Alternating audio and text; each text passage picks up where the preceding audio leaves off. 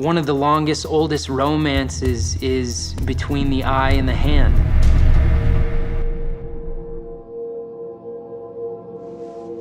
When I was really young, I had this conviction, if I was going to be an artist, then everything that came from my hand had to be beautiful.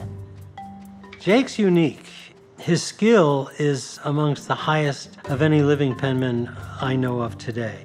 I took it upon myself to really work obsessively on my handwriting. Everybody else in school had their laptops out and they were all typing away, and I had a pen and a pad of paper.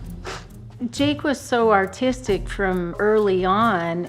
He would be the last one to go out to recess because he took so long in writing his sentences, and he was just so very detailed. During the golden age of penmanship, basically from about the Civil War on, penmanship skills were your ticket to success in business. Many people would go to penmanship schools. The typical way that they graduated was creating their own certificate. If it was of the highest quality, they were given the title Master Penman.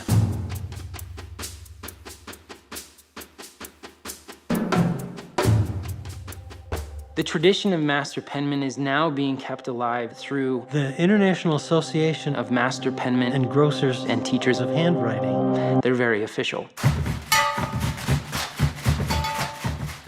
I practice a lot of different art forms, but I particularly mix calligraphy into my artwork to give both the words and the pictures more life and a stronger message.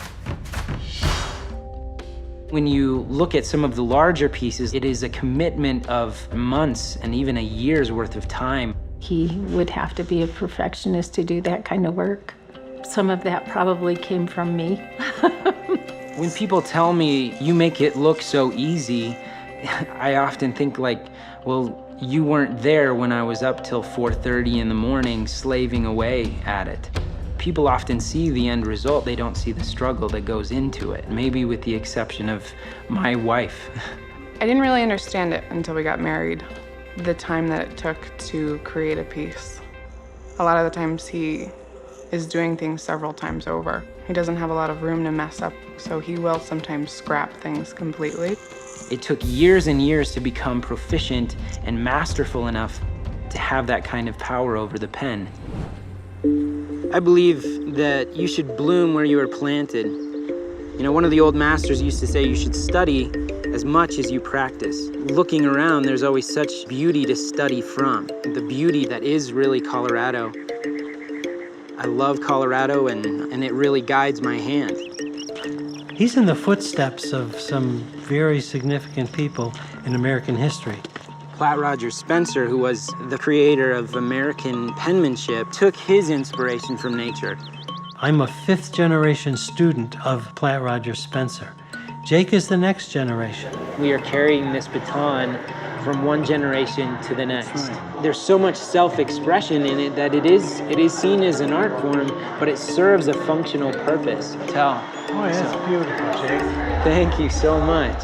We're abdicating so much of what we're learning and retaining, not to our own memories, but to the memories of our computers and other devices. By doing the different tactile movement of forming the individual letters and linking those letters one to another, and then putting those words into a context of a sentence, you're actually ingraining the information in your brain.